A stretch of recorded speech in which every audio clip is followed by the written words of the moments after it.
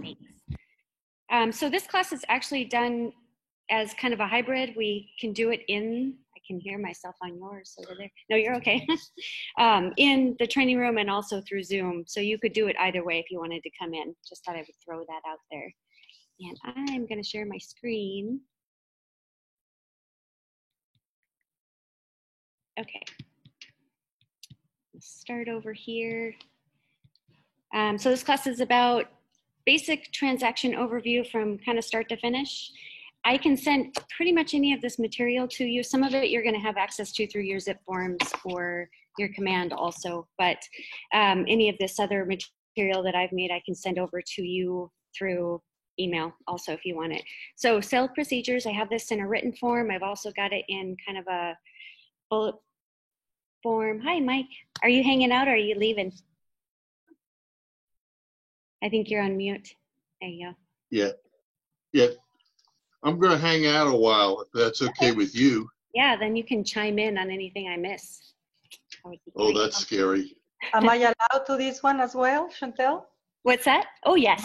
Am I allowed to? Okay, thank you. Great. This would be a good class for you. Thank you. You're welcome.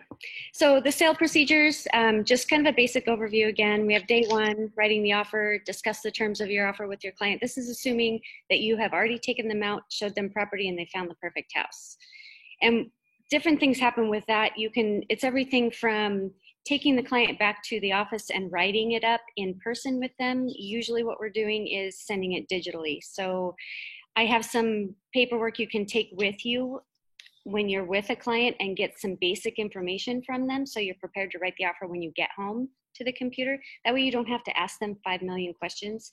It is kind of a cheat sheet for the purchase agreement. So it's got all of those bullet points, and we'll get to that in some of the next forms. So you're going to discuss price, closing date, earnest money, closing costs, down payment. Some of your clients are going to want a CMA, so you may want to prepare a CMA for them. Now, that doesn't happen a whole lot, but you're going to run into clients who actually want to see that, and it's not a bad idea. Poll tax information, that is really, really important. I'll get to that in here because you're looking for what's called omitted property, and also to make sure you know who the seller of the home is. Obtain your client's information, their address, phone numbers, email, correct names, how they want to be on title. Sometimes they want to be on a trust, and there's some things that you need to know on the purchase agreement when you're doing a trust, how they're taking title and how they're signing. Discuss your offer, how it's going to be written and signed. So whether you're going to meet in person for wet signatures or electronically sign, which is, again, what we normally do. Completely explain all of your documents and contingencies. So don't just send them the documents and assume they're going to read them. Find a way to go through those documents with them so they understand what they're writing or what they're signing. That's really important, so they don't come back to you later and say, I didn't even know what I was signing. You just told me to sign it. They should be reading them. When you send them digitally, make sure you put something in the tagline that says, please review and read everything and let me know if you have any questions or concerns prior to signing. Contact the listing agent right away also. Advise that you're writing them an offer. Ask them some questions about what kind of timeline for closing date do their clients need. Let me know if you want me to stop at any point too. Raise your hand, I'll try to pay attention to the side. You're probably gonna have to yell at me because I'm reading, not always paying attention to the pictures on the right. Discuss whether or not they want to rent back, if there are other offers. Right now we are in a really high multiple offer situation, especially if you're under 500,000. Even 600,000 at this point are getting multiple offers. One of our new agents wrote one yesterday for 650-ish. They were asking 650 and it was one of 5 offers. So it's really, really common in our market right now to have multiple offers, and you want to know how many offers are coming in. And there's a strategy behind it. I have a strategy. Lots of agents in our office have their strategies on what works for winning offers. Feel free to, I'm not going to go into that in detail here, but we do other classes on that. Ask for the timeline for the response on the offer too. Banks are going to be longer than just a regular person. As a rule, I usually do 24 hours for a response time, but again, we're in this multiple offer situation where sometimes they're saying we're going to review all offers on Tuesday or Wednesday. So you want to make sure that that matches. In the event somebody does not respond by your expiration date on your contract, you can extend that either through a counteroffer or an addendum to make that a little bit longer. Any other information that's relevant to the potential sale too. So it's a good idea to call that listing agent ahead of time and just discuss all of these things. Contact the client's lender right away also. You want to get a pre-approval letter. Don't just get a pre-qualification letter either. You want an actual pre-approval letter, and I'm starting to see other agents asking for actual underwriting approval also, going a little bit of a step further because we are in such a competitive market. The difference between a pre-approval and a pre-qualification is your buyer called the lender and said, hey, this is what I look like on paper, this is how much I make, this is where I work, and the lender said, oh, I can get you going, but that doesn't mean that they've seen anything about what the person can actually do or what their real documentation is. So you do want that pre-approval letter. I would never ever write an offer without having a pre-approval letter. One, and a listing agent's not going to take it, but you don't even know if your person can perform. So that's really important to have made contact with that client before you, or with that lender prior to ever writing an offer. And you want the pre-approval letter. Discuss the closing date and timeline with them. Every lender is a little bit different. Every loan is a little bit different. Because we're in a competitive market right now, appraisals can take a little bit longer. So all of that needs to be factored in, and communicating with the lenders can really help you with knowing what the timeline, what you can do to perform. Ask if closing costs need to be paid. This is really huge. Almost all offers that I see as a reviewing broker under 500,000 and even over 500,000. But when you're under 500,000, they're almost always asking for closing costs to be paid. And you want to know how much those are. You can't just put in the contract 2.5%. You have to have an actual dollar amount and say seller to pay up to $10,000, whatever the amount is, of buyer's closing costs and prepaids. If you leave that word prepaids out and you get to closing, we had an agent have this happen where she did not write the prepaids in there. She only wrote closing costs, and she ended up having to take a hit on her commission to make up the difference because it was about $3,000 difference because she didn't have that one word in there. That will make more sense when you go through a lending class. I don't want to touch too much on some of the outside things just because we would be here for hours if I kept going down these little roads. But if you are doing a VA loan, also, you're going to have a third word in there. You're going to have prepaids that you want to have, or non-allowables, sorry. So closing costs, prepaids, and non-allowables would be in there. Chantel?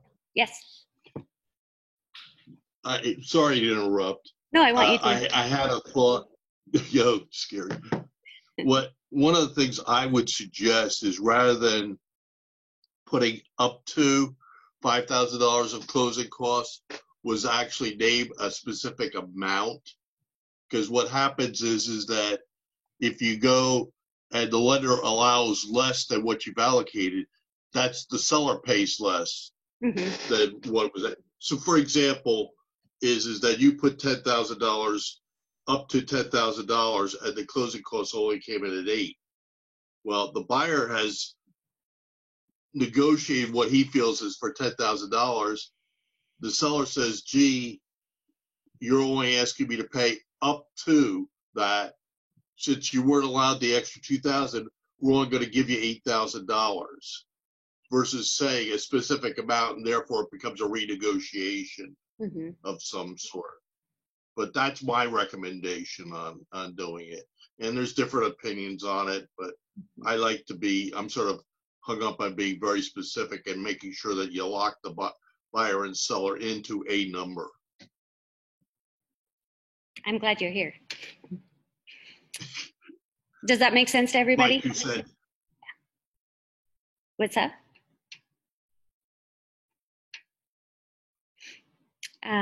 Let's jump back over. Ask if closing cut, oh, we said that. Ask what type of loan they're doing also. You have to know this. There's a checkbox in the purchase agreement. I don't know if any of you were able to go to Mike's contracts class last week, but that probably got covered because you go line by line on the purchase agreement, right?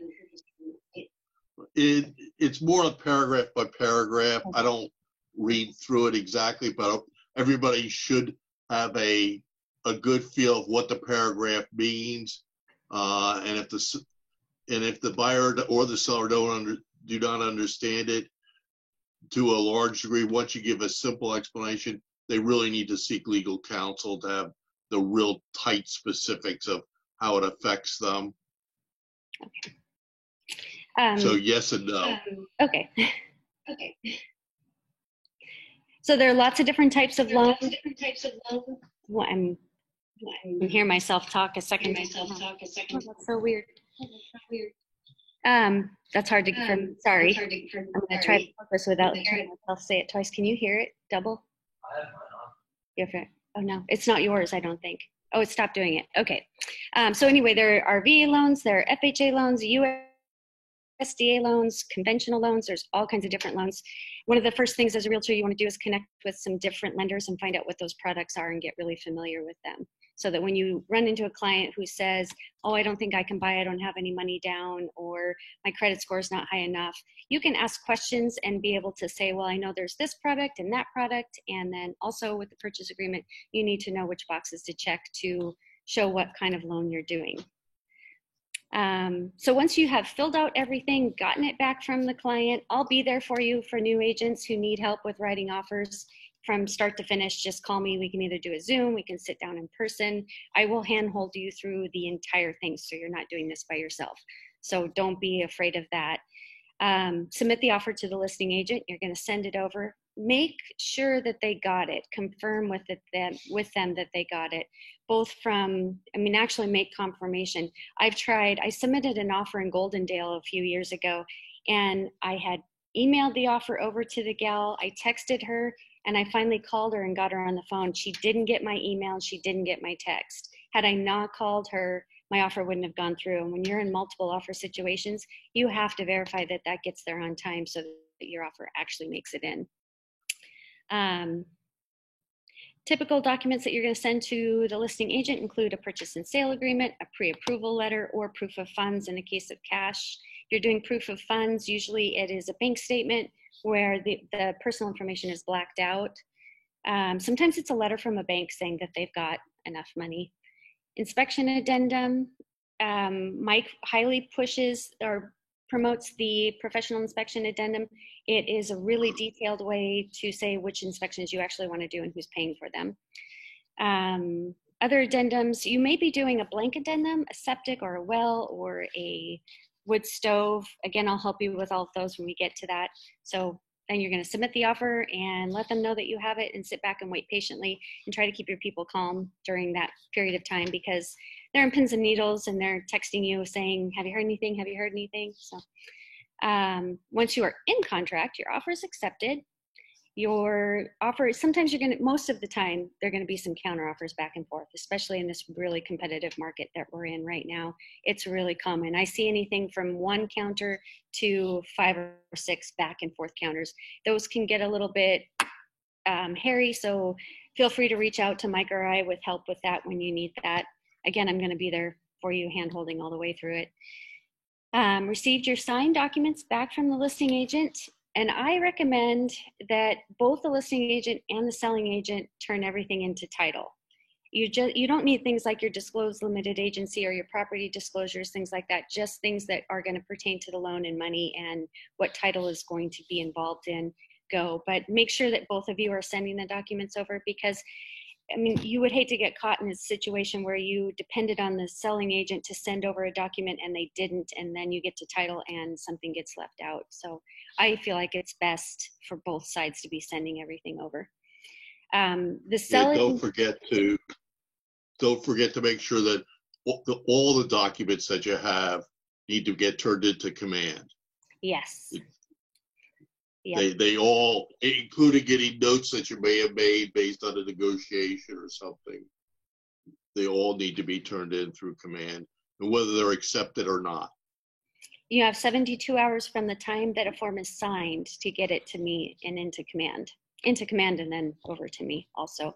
Even if they're rejected offers, if you're at the listing agent and you get 22 offers, all 22 offers need to come over for review. And you should be, if you are on the listing side, making sure you reject every single one. Don't just ignore them. That's happening a lot. And know it happens. You're going to be on the sales side of it and not be able to get a listing agent to get their client to reject every single one. They time out and they go away anyway, but it's better if you have the actual written rejection on it. They only have to really check the last page that says reject too. They don't have to get too crazy with it, but that acknowledgement is pretty important. It's Oregon real estate law that 72 hours has to come to the reviewing broker. Yeah, upload your documents to, I have dot loop in here that's actually command now. I do a class on how to do the zip forms command and DocuSign together. I will probably be doing it next week on Wednesday. I need to talk to Austin about that, but we'll send out notification on that. Send your purchase and sale, any other documents pertaining to price, closing date, closing costs, all the financials. They don't need that disclosed limited agency, those other little disclosures that we have, but send all of that to the lender right away also. So you're going to be sending it to your client. You're going to be sending it to the other agent if you're on the listing side, or the buyer side, and to title and to the lender. The items that are not necessary to go to title and lender are disclosed limited agency, that's what DLA is, multi-page disclosure, which is a KW form, any property disclosures, repair addendums unless they're credits. I'm not going to go super deep into that because that'll be something we do as you go along. Every deal is so different. Every deal that you do, you're never going to be bored because everyone is different. So that's what's called opening escrow, is to send everything over to the title company. Buyer is responsible for taking their earnest money to title, and every contract's a little different. It's written, if you don't put a timeline in there, they have 3 business days to get their earnest money to title.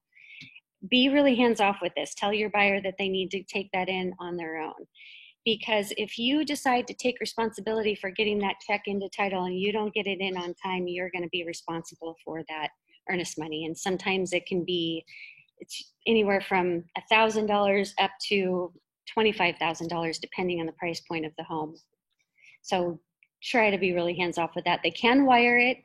You do want to really let them know that they need to be really careful with wiring money and make contact with the title company and know who they're wiring money to. There are a lot of scams in the background. I'll touch on that when we get to that form also. Your title's going to order a prelim for you. Usually takes a few days. Sometimes they're super fast in 24 to 48 hours. It's usually 3 or 4 days is what I see to receive that prelim. The first one you get is probably not going to make sense to you, so you can come talk to me or Mike, probably more me, because Mike's super busy. So I try to take some of the load off of him. I appreciate that, but you're more than welcome to sit down and go through it. The preliminary title report is a very important document. You really need to review it with one of the 2 of us. I'm more than welcome to do it. Chantel is certainly handles it well. So either way, just make sure you get to one of us, especially on the first one, so we can walk you through it. Or in fact, better is maybe ask one of us to just meet and go through one right now before you have a deal. I always like to know things ahead of time, and therefore it's easier for you to deal with. We do an escrow class too. The title company does one. We probably should have them come in since we have so many new agents and do another one so you can know what's in them. They cover easements. They make sure that the title is clear, that the buyer, seller, and property don't have any liens against them that would prevent them. That's it in a nutshell. There's more. They're pretty in depth, that would prevent them from buying or selling the home. So super important. And don't forget, you're not there to interpret it. You should have some knowledge of it.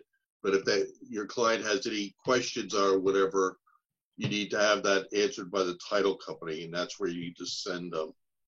We want to make sure that we are the source.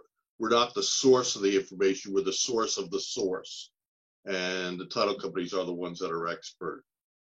If you have one of the clients that perceives himself as an expert, you need to get them to an expert. But you should also have a working knowledge of what to look out for.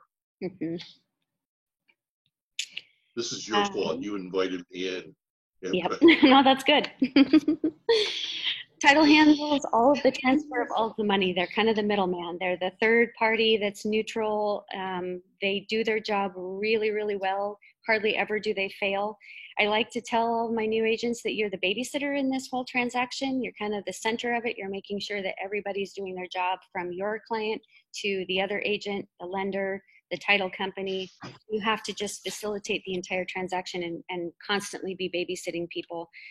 The sides that I see fail the most are the other agent and the lender. So those are probably your two that you really want to be keeping. Some of them are amazing, and I've got one right now that I'm working with that he's amazing. His transaction coordinator is amazing. They're on top of everything. It's an amazing transaction, but there are going to be other people who they don't always do their job. So know that and don't be one of them. We want to train you guys to be the best, and I think that we've done that. Our agents are amazing. Review the prelim, which I said already. As soon as you get it, prepare and deliver the broker demand to title. So broker demand usually comes somewhere in the last about 2 weeks prior to closing. I just sent mine over on my latest deal after we got done with all of our repairs and signed off on them. That way title we have 2 weeks left on this transaction. The appraisal hasn't been ordered yet, but title has it and they don't have to come and ask me for it. If you forget about it, they're going to come and ask you for it, but it does need to be done somewhere kind of toward the end. If you do one and then a price changes and it affects your commission, you can change it and send it back over. That does happen. What a broker demand is instructions for the title company on what they're paying each company. So in my case, I'm a listing agent on this property. And so I had to do a breakdown of, it's a 4.5% commission. So I had that total on there. It was $520,000 house. Have that total, and then I do a breakdown of the agent or the brokerage at its Premier Property Group gets this much, and Keller Williams gets this much. And it's the brokerage that's actually getting paid, not you directly. The brokerage will pay you. And then we have a second thing called commissions inside your opportunity that's the same, similar to a broker demand, but it's in our office telling Heather basically once that check gets here how it gets distributed. I'll go over that later. So day 3, you're going to start scheduling inspections right away. Timelines begin the day after you get into contract. So if you get your contract signed around on a Sunday, your timeline starts on Monday. If you get your contract signed around on Monday, your contracts or your timelines start on Tuesday. Business days, unless otherwise stated. So you have 10 business days to do your inspections. Get on them right away. You're going to, again, be that facilitator, talking to your people, give them some different options for different inspection companies. They can call around, they can make the appointments. Then you're going to call the listing agent and say, hey, do these appointments work for you, for your client? They check with their clients. So there's a lot of back and forth negotiating when those are going to work. A vacant house, really easy. You can pretty much schedule, well, not all vacant houses are that way, but for the most part, they're much easier to do inspections for. Get them done as fast as you can. If you have a lot of inspections, like I've had on my listing out in Estacada, they take longer. A home inspection right now, depending on the company, they're a little backlogged because it's so busy out there. They might be a few days out, but a water test can take a week to get scheduled and then a week to get back. So you definitely want to be getting on those things fast. Notify your listing agent. Attend 100% of your inspections start to finish. Don't leave that house unattended. You need to be there with your client and with the inspector the entire time. With COVID going on, some of the inspectors are not letting you be in the house, so you just sit outside in your car and wait. Some of those inspectors are also not allowing clients to be there, where we used to have the client there so that they could be a part of that inspection. Each inspection company is going to be a little bit different on whether they allow that. And each seller is going to be a little bit different because of COVID. They're not wanting a lot of people in their homes right now. So once you have all of those reports back, you're going to start negotiating the repairs. Be really careful of that timeline, that when your end date is, because you don't want to get to day 10 at 4 o'clock and then send your repair addendum over for the first time. Because you're not doing, oh, go ahead. I'm sorry, can I ask a quick question? Yeah. Just in terms of inspections, when you are the listing agent, my MO initially was just always to be there, both for the buyer and the seller side for inspection, just because I've had times where the buyer's agent was supposed to be there and didn't show up, and I needed to provide access and things like that. But I know that a lot of times, just obviously it's the buyer's inspection, it may not be advised for you as the seller's agent to be there and be influencing or seen to be influencing in some way. What's your recommendation for that as a listing agent for inspections and kind of best practices? Mike, do you want to go first, or you want me to go first? Well, I'll take a run at it since I have an opinion on it as usual. My recommendation is that you probably, as a listing agent, are not there unless there's some separate arrangement or a specific reason. A couple of reasons, and a little less so today than probably a year ago with COVID out there. But it gives an opportunity for a buyer to be there and an inspector to be there. It gives them a chance to really own the home. It's sort of you go out and buy a chair, but after you sit on it and settle into it, that's when it's a second opportunity for the buyer to fall in love all over again, along with for them to listen. Second, it is a buyer's agent responsibility. You don't want to get in the middle of that. So I usually recommend, and I understand the issue with them not showing or you having to give access. You got to control that from the very beginning when you're going over and say, I've accepted I'm sending over the accepted offer. You know, when are we scheduled for the home inspection? By the way, you're going to be there the entire time, right? And you cement the other agent in that they know, because if they don't have to answer the question, they may leave and come back or whatever else. If you ask them the question and they commit to that, they're locked in. So it's a question of prepping it up front in my mind to it. And yeah, I've been pretty upset with a couple of agents who don't show up or show up late or open the door and leave or give a key to somebody. All of those things are like, yeah, don't do. It's always the buyer's agent's responsibility to be there because you're opening up somebody else's house. I actually had one a couple years ago out in Estacada that the buyer or my sellers stayed at the house because they don't leave their house, and the selling agent said some things to my seller. So that crossover that happens, be careful not to talk to someone else's client. They talked to my listing or to my sellers, and she just said some things that were super offensive about the home, and it almost cost us the deal because of that crossover that can happen either way, either direction. If you're covering for someone else that's on the other side. That's my 2 cents on that. And also, by the way, as a buyer's agent, and if you're doing it for somebody else, just be careful for exactly that issue in the conversation, and make sure if somebody else is covering for that buyer's agent, they know the rules, that they are there from the time they open the door. Because what happens is that the buyer's agent hands a key to somebody and say, would you go open the door for their home inspection? And they don't recognize that that means opening a door, staying there while you're responsible for the opening of the house, and then locking it back up. Mm-hmm. Cool. Thank you. Mm-hmm. Go back over here. Negotiating. Oh, back to the negotiation. Make sure you're leaving enough room at the end for the actual negotiation, because if you do send over a repair addendum at 4 o'clock, on the day that it expires at 5 o'clock, you don't give enough room for the seller to get back to you. And now you're over the 5 o'clock, the buyer or seller is not obligated to do anything because you've passed your timeline, your inspection contingency is gone.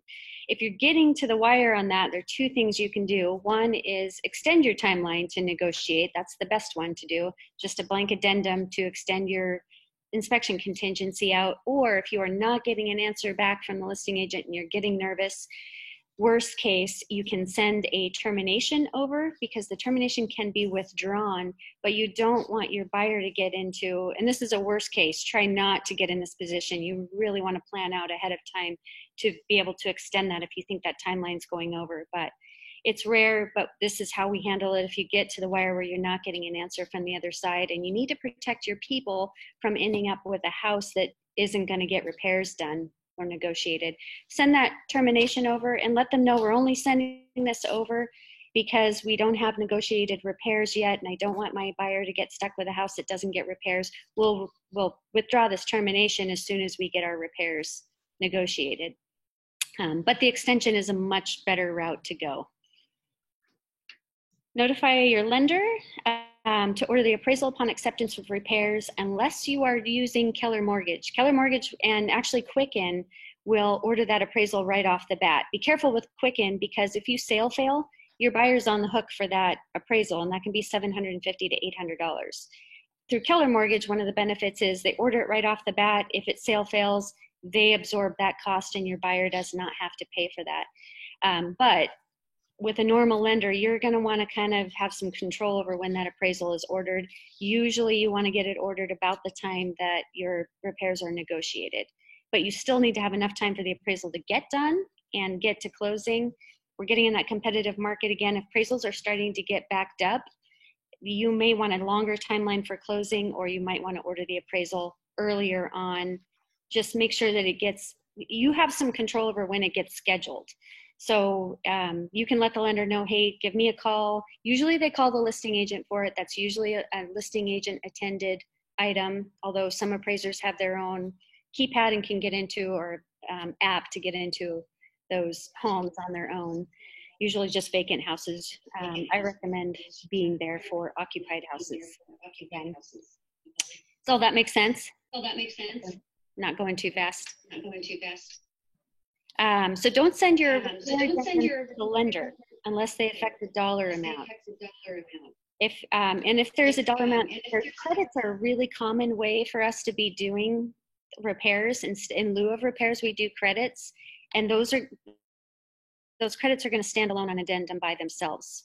That you would send over to a lender. You're also going to send that to title. But standard repairs that are going to be done, maybe water heater being strapped, all those repairs that go on a repair addendum, those don't need to go to the lender, and they usually don't need to go to title unless they affect how title is going to be divvying up money or getting things done. Call me when you get those done. I'm going to help you all the way through the inspections and also with what forms go where. These forms also, keep in mind, every single thing you do needs to go into command. Don't send any price adjustments to the lender, or do send, sorry, any price adjustments to the lender and to title. That might affect your broker demand, so you may want to change that. Inspect the repairs. So if your buyer is wanting to do a re-inspect after repairs are done, that needs to be built into that repair addendum. Keep that in mind also.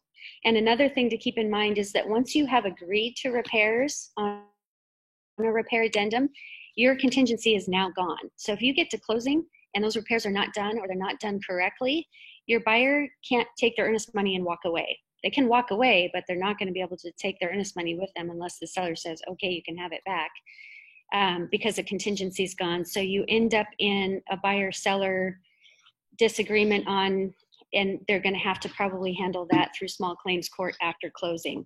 But your buyer will have to decide, do I want to walk away at this point because it didn't get done and not take my earnest money with me, or do I want to take the home as is and then deal with it after closing in small claims court or litigation, or whichever way that ends up getting handled. It depends on how big it is.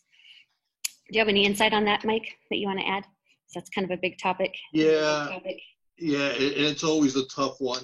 You always want, with addendums and timelines, you always want to say what the timeline is, or time it is, what is the issue that has to be resolved by that period of time. And the third one, which is the problem here, is what do you do if the timeline isn't met? Because it's really the seller who's breached the contract by not completing the repairs on time. So it's really a hard issue to say that the buyer should be losing their earnest money for that. But so it may pay you to write something in the contract is if repairs aren't done by XY date, sale can be terminated by buyer within 5 days of it, or some type of process that says what will happen if they don't get it and they don't lease it. And you have the ability to write that in and just come to either Chantel or myself and we can talk a little bit about it. But it's one of my favorite beefs is you have this great addendum that says, what it's supposed to look like, but it doesn't explain what happens if it doesn't work. So that would be my. And then there's just go. Buyer not liking how the repair the other factor in that. Yep. And how you word that is dependent on which side of the track you're on. If you're on the seller side, you may want it written one way. If you're on the buyer's side, you may want to put it in there a little differently. Mm-hmm. Okay, so day 13, roughly, again, these are all different timelines depending on your transaction, how it's going. You're going to handle all conditions, crises, issues, underwriting conditions in some cases related to the appraisal or your client. Sometimes you help with that. Most of the time the lender is getting those handled on their own. I've helped a little bit with facilitating some of that with some of my people. Communicate with the lender when the appraisal is in and whether it's good. Ask those questions. Don't sit back and wait for them to tell you because half the time they won't tell you. The CD is a big thing for you to know about. It's called a consumer disclosure. After the crash, this got issued and they have 3 days after the real estate crash in 2008. They have 3 days to review this. So be keeping up with the lender probably a week and a half to 2 weeks before closing and say, hey, how are things going along? Do we have a CD? Are we out of underwriting? Those kind of questions. I'm going to help you through this. So this is kind of overwhelming to do this class and then think, oh my God, I don't even remember how to do this. This is an overview and then I'm going to be with you through the whole thing. The CD though, if your closing date is a Friday, your CD needs to come out no later than Monday.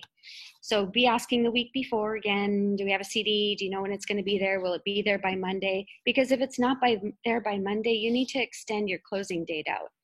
So if it comes in on Monday, it comes in through email, as long as your buyer opens it by 11:59 on Monday, that's the first day. So Monday be the first day, Tuesday, and then Wednesday is the third day. Thursday is the first day that documents can be drawn. You have to be clear of those 3 days ahead of time. And they could potentially sign and often do sign the day that docs are ready. They go straight to title. Title drafts them up really fast.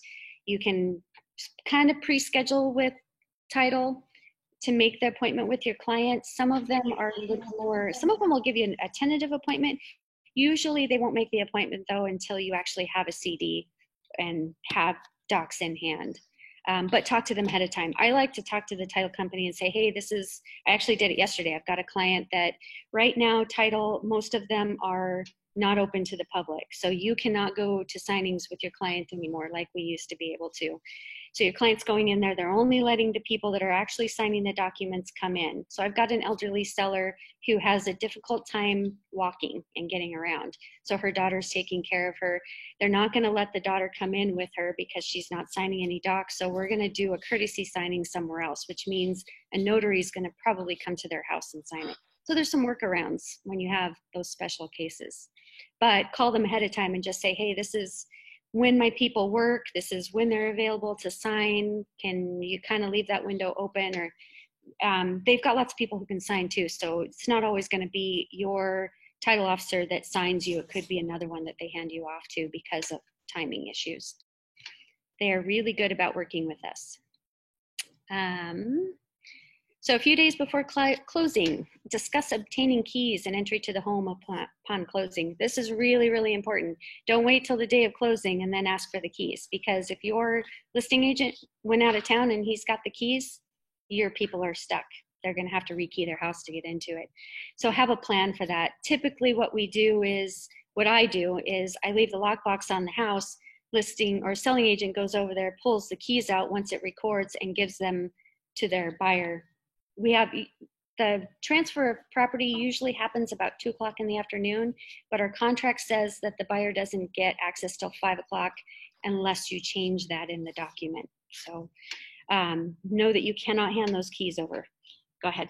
I was going to say one of the things, and it's sort of my pet peeve, and I've been quite frank with you, I also leave the lockbox of the house for access from the other agent, unless I'm uncomfortable with the situation. I had a specific issue where the lockbox was on, the other agent, we were supposed to close at a Friday afternoon. I'd left the lockbox on, and for some reason it didn't get recorded, but the other agent delivered the keys. It didn't check to hear if it was recorded. When I drove past the house, I found out the buyers had already been in there, had removed all the carpet, removed some railings, and it was all sitting in the front yard. So you got to be careful with the delivery of keys. If you're comfortable with it, you do so. If you sort of have been struggling with the transaction, you maybe bust the chops of the other agent and not give them access until 5 o'clock, and make sure that they either have to come to your office for the keys or something else. But just that's another way in on it, that when it goes wrong, it can go very wrong. So anyway, that's my 2 cents with that. We all have lots of experiences with that, scary experiences. So your buyer receives the CD, which is great, home stretch. Don't count your chickens before they hatch, though. Do not expect your paycheck until after it actually closes and the check is in your hand. And even then, on the rare occasion, I don't want to scare you too much, but just know that things can happen all the way up to the day of closing, just like Mike said. You can get to where you signed the day before, you're going to record the next day, and it doesn't record. Something happens, things come up. I've seen things fail after they've signed. So keep that in mind. Schedule signing, which we said. So docs arrive at the title. Buyer signs 24 to 48 hours before closing. Sometimes they can sign and close the same day. Depends on the lender and what's going on, how they're getting money transferred. But typically you're signing the day before to 48 hours prior to. A seller can sign much more in advance because they don't have a loan. Attend your signings. Right now you can't, though. And then closing happens, which is great. Again, so what happens on closing day are 2 things. It's going to record and it's going to fund. They're going to call you twice. Usually a good title company will call you twice and tell you, hey, we funded, but that does not mean it's recorded. So recording is actually closing. Again, usually happens by 2 o'clock. In Oregon, 2:30 I think is the cutoff. If it doesn't get through the courthouse by 2:30, it's not going to happen that day. In Washington, they digitally record. So I've actually had one that closed at 4:59 on Christmas Eve a couple years ago. I thought for sure it wasn't going to happen. And I waited in Vancouver all day because I had the keys to the house and I could not deliver them until it actually recorded. So I sat up there, actually it was Thanksgiving, and then I finally got on the freeway and decided I'm going to go home, and I told my husband, I bet you they call me when I get on the off-ramp to Damascus, which is exactly what happened. It was 4:59, the traffic was horrible, and that's when they called me. So that was great, but 2:30 in Oregon. Anyway, otherwise it's not going to happen that day. And if it's on a Friday, unfortunately, now you're going to have to wait until Monday for it to record. Title is going to notify you. Sometimes they don't, so call them if you don't hear from them and just say, hey, what's happening? Keep in touch with them. A really good title company is going to call you all the way through it and let you know both of those things again. But I've had title companies not call me and not tell me. And you want to be the one following up with them because your people are waiting for you to call them also. Title companies will also call your buyers and say, hey, you've closed, it's great. And then deliver. Other notes, prepare and submit a green sheet. Actually, the green sheet is now called commissions and your opportunity. I'm not going to go too in depth in that. It's pretty easy to get through. I'll show you that when the time comes on your deal because that's a whole other class. I need to revise this. This is old stuff when we had green sheets. Call me if you need help with anything on your commissions. Submit all your things to command to the reviewing broker within 72 hours of being signed around. So that's that document. I'm going to jump over to this purchase agreement. So this is that cheat sheet that I was talking about that I made. This is great for new agents. Anybody can use it though. This is everything that is going to be asked in the purchase agreement. So if you're with a client at a house and they say this is the one, and you want to fill as much of this as you can out prior to breaking away from them to go back to write the offer, this is a great tool I can send to you. And then this Oregon task list, also I can send this to you digitally. This is kind of a breakdown of each different type of transaction that we do and what the forms are that you're going to need for those. They don't all apply, but they're a pretty good list of what I'm going to want. There's also a task list inside the opportunity that shows you what's required and what's conditionally required as you go through. This is an example of a selling agent transaction timeline. I can send this to you also. You can build your own. If you have a transaction coordinator or TC, they have their own versions of these. They're a great guide for where you're at in your transaction, what's next, what's been done, when things are due. This one is, I built this when I first started this position because we didn't have anything really in place for a brand new agent to say, I don't even know what basic timelines are. So this will tell you. This one I want to show you, this is a house I sold a couple years ago to my ex-husband. And so when I show a property and I'm looking at this, this was the actual listing from him. And it shows that it's a 3-bedroom, 2.1 bath, 2,100 square foot house. It was a newer home. It was only 3 years old. When you go in the basement, I could see the difference in the quality down in the basement. So it flagged me right away to think, I bet there's some omitted property here. And there was. So then my next step was to go and look at this tax ID number. If you click on it, will tell you all the information about the property. At the time, this said it was a 1-bedroom, 1 bath, I think, because the county didn't know that the buyer had bought the house 5 years ago from the builder, left the basement unfinished, and then finished it after. She never told the county, and she didn't pull a lot of permits. So they're tax assessing it as a 1-bedroom, 1-bath house with 15, or I guess it was probably 1,200 square feet of, no, there's probably a little more. It must have been more like 1,500 square feet of living space upstairs. So I called the county and said, hey, this is what the house actually is. What are you guys tax assessing it at? And they said, 1 bedroom.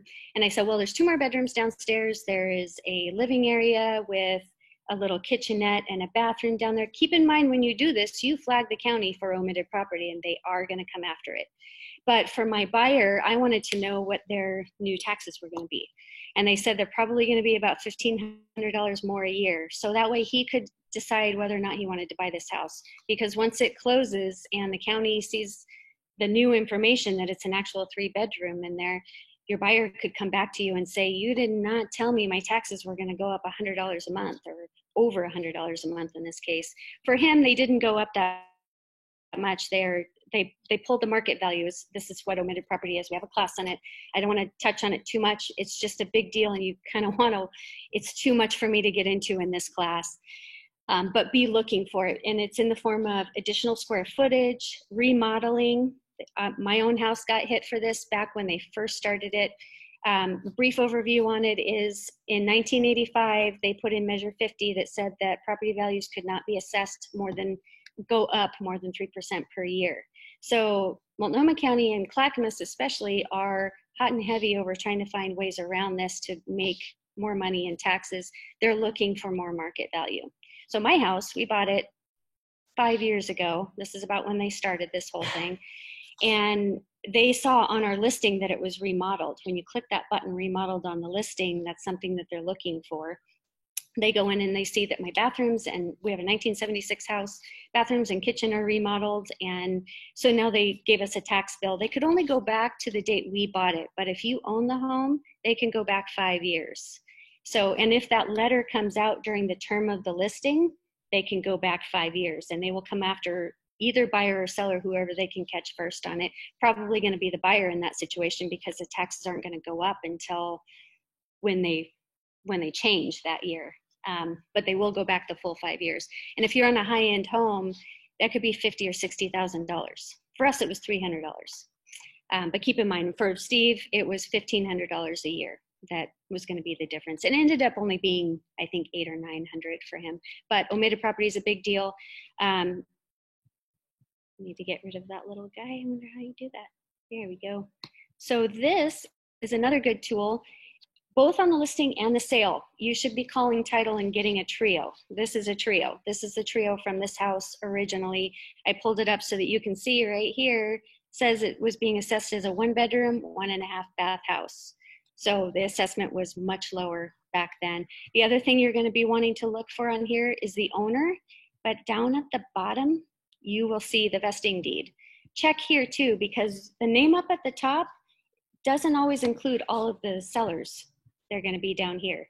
And we have had a case where we took a listing, had an agent who took a listing and listed it just in the one person's name. Title didn't catch it either. So there's a big backstory behind this. But anyway, they got into contract and the seller said, we really don't want to sell and you don't have a contract because only one of us signed it. The agent didn't come down here and check the vesting deed. So kind of a big deal. You want to do that both on the buyer and seller side and put that into the, do you have any thoughts on that, Mike, that I didn't cover? I tend to go kind of fast. Nope, that's exactly, you're exactly right. And is the perfect example of it. All of a sudden, somebody had the opportunity to stop the sale because they had not signed it. Mm-hmm. Because nobody knew or didn't look to see if there was somebody else in an ownership position. Mm-hmm. Definitely get that trio. Check your people's names, check your square footage, check to make sure everything in the listing is matching your trio and your tax assessment. Then I'm going to These aren't always, what I was just going to say is the trio isn't always 100% accurate, but it's a warning flag for you in looking at stuff. Any of these things, and you can get, usually when you're writing an offer and before close, you might pull a trio, but it just gives you the general gist. In the preliminary title report, we'll get more specific in that, and it'll point you to some things to look out for. And questions you have, title can answer a lot of those questions. My current transaction out in Estacada that I keep referring to, I've utilized them a ton because it's a parcel that it's 3 separate parcels. They can be divided. There's an easement that crosses them. So there are a lot of factors in there.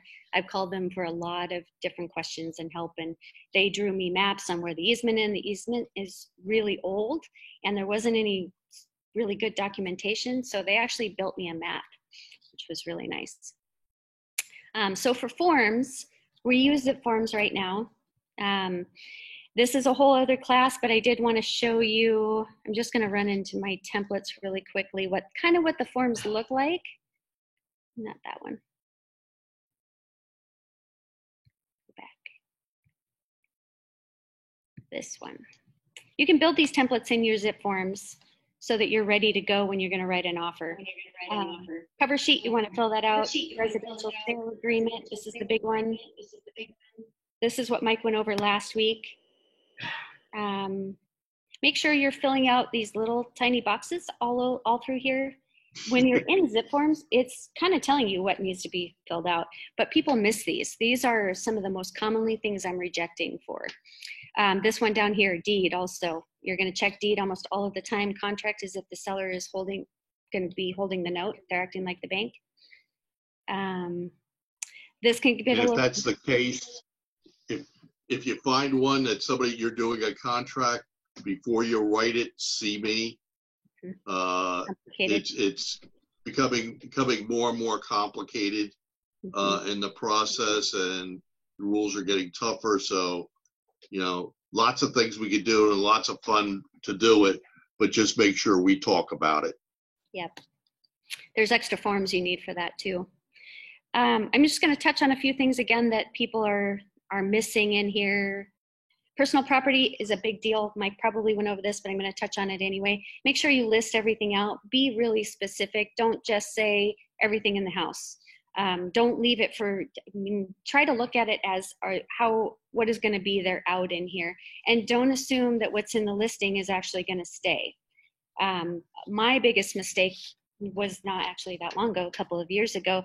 We were doing a VA loan, so a stove is supposed to stay. You can't sell a house without leaving the stove. I didn't write it in. And the other agent told his people, well, she didn't write it in, so take it. So my people moved in and they had no appliances at all. They didn't even have a stove. So I bought them a stove because it was my fault that I did not write it in there. So keep that in mind. You want to kind of, all of us have bought something.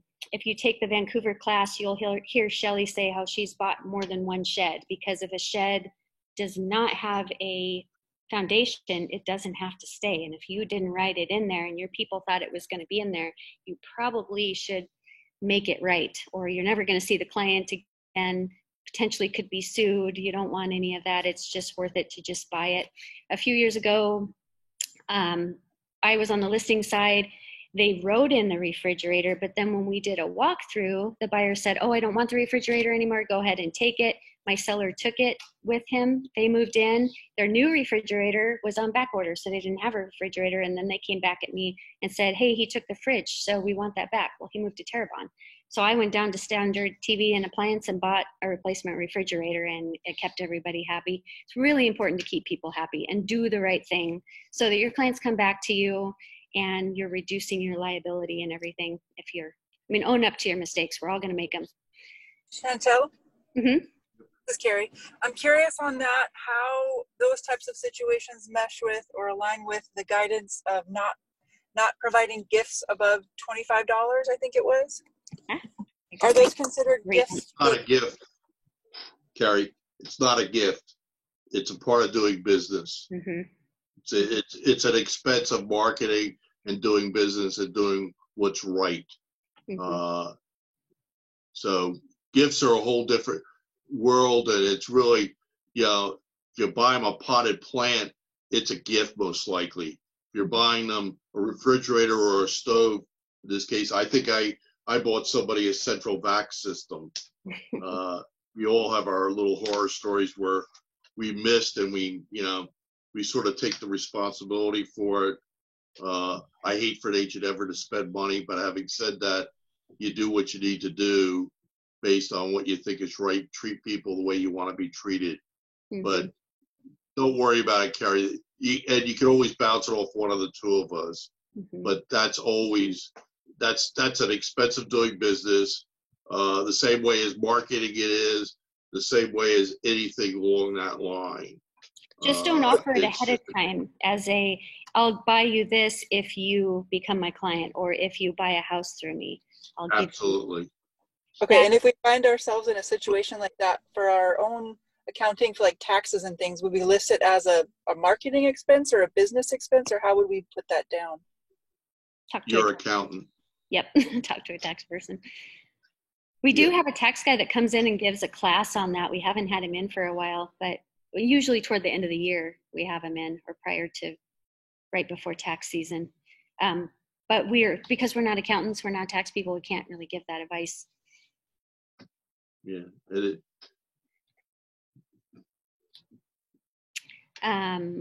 Okay, back in here, check which type of loan that you're wanting to do. Financing contingencies, if you have any. If you have a house to sell, you're going to want to put that in here, that it's contingent on a home selling.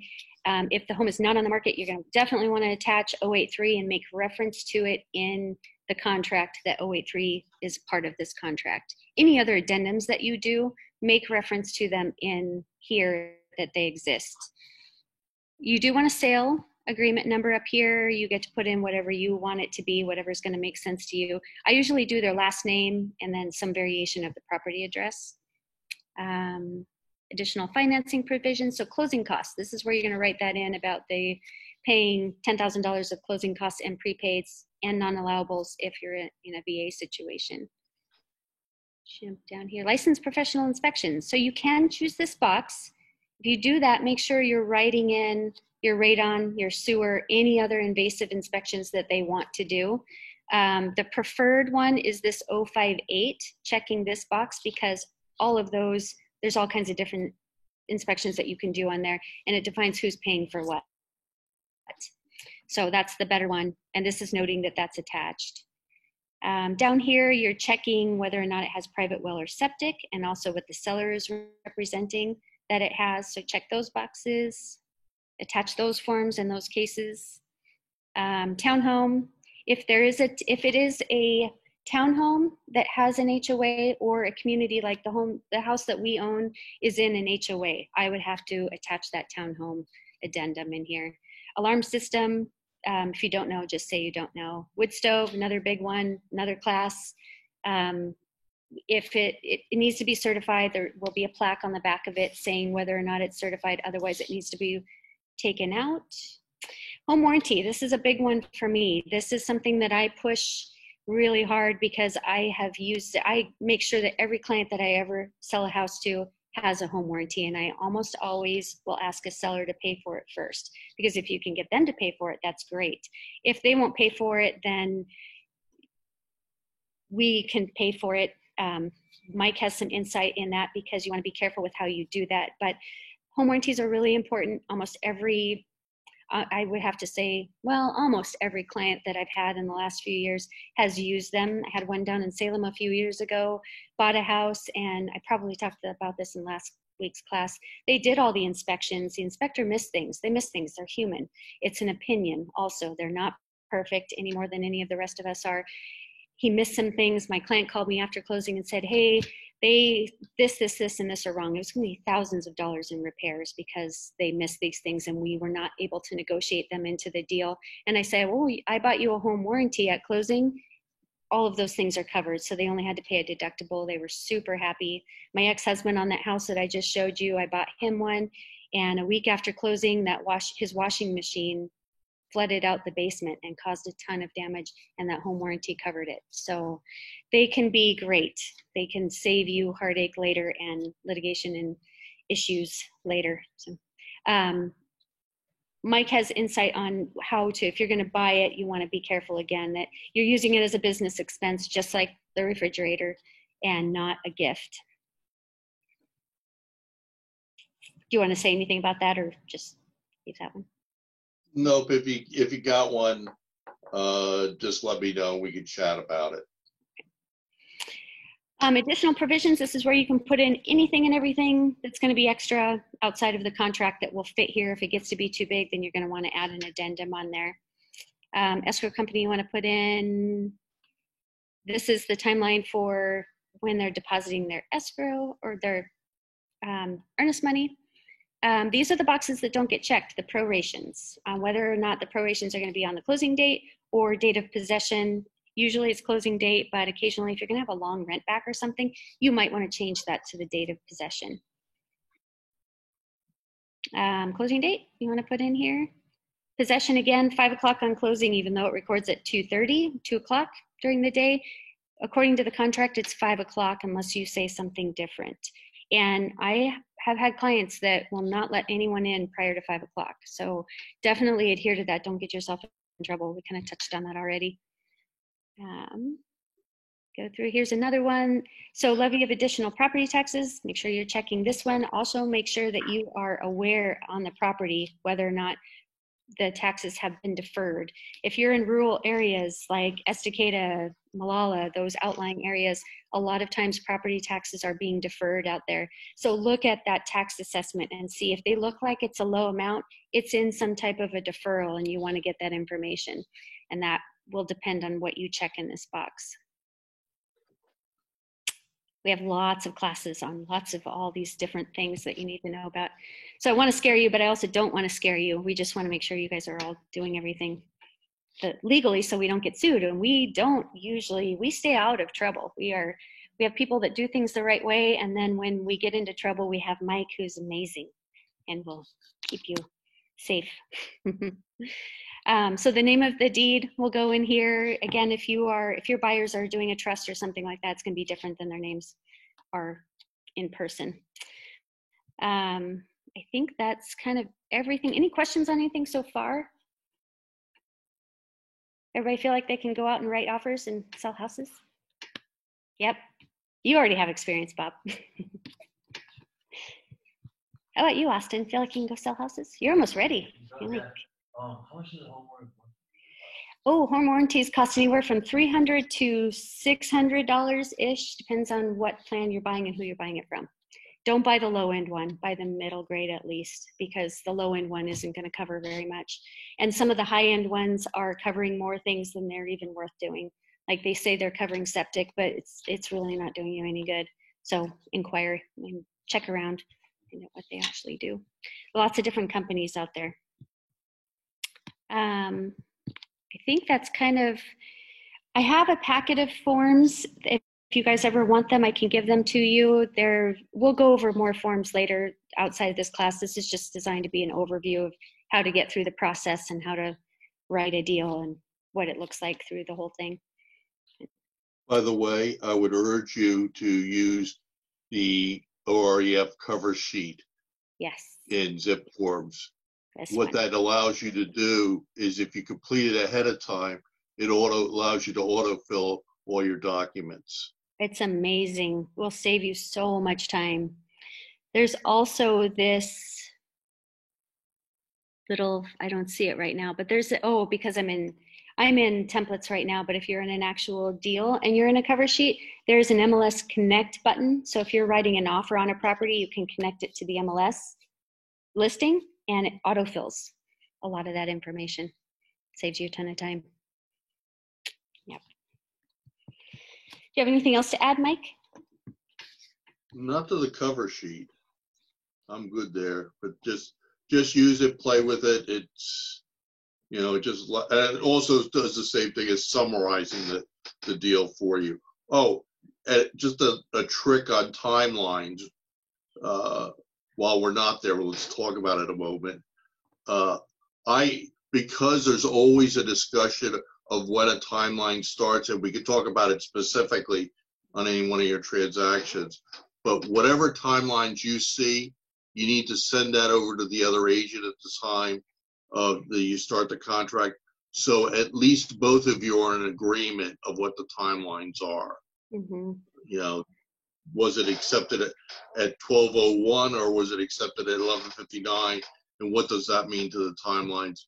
If you send over a set of agreements that says, gee, nice doing business with you, Jane, you know, here are the timelines as I have it. If you disagree or anything, let me know. And that way everybody's on the same page, regardless if it's a right or wrong page, at least everybody's on the same page. Same thing for the funky holidays that we have. Some holidays that are bank observed or not bank observed, or only for specific areas. If you're on the same page with the other agent, and do it in an email, do it in some kind of a provable written thing. Don't just do a verbal.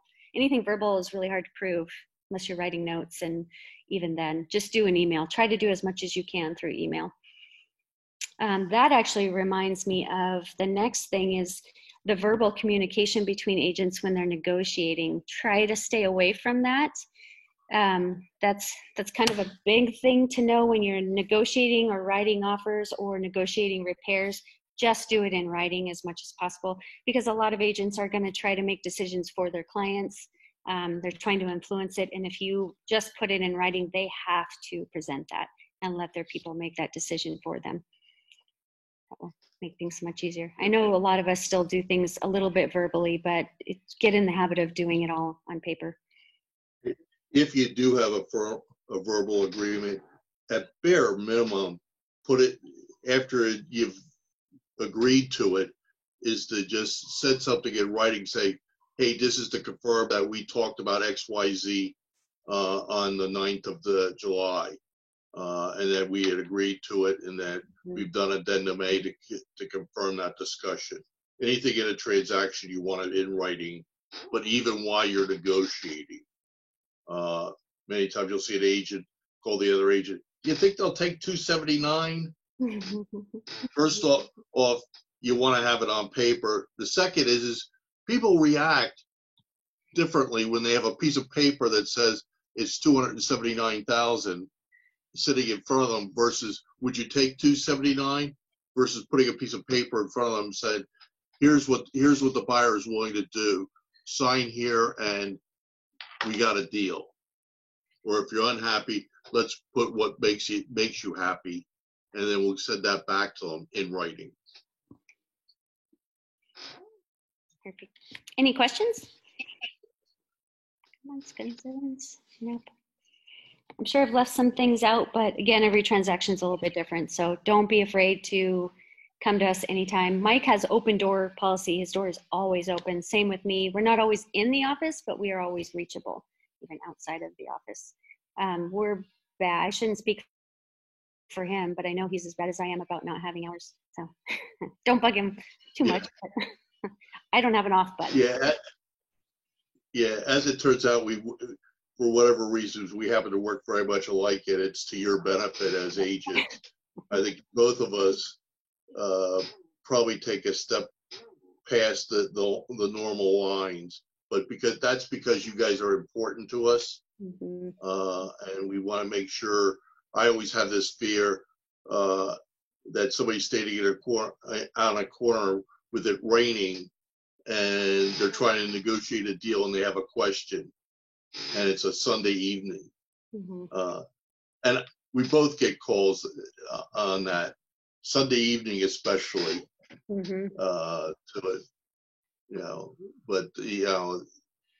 It's important to us.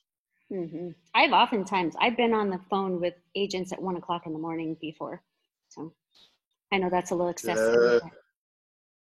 I will answer you if I'm that may slide past it. Yeah.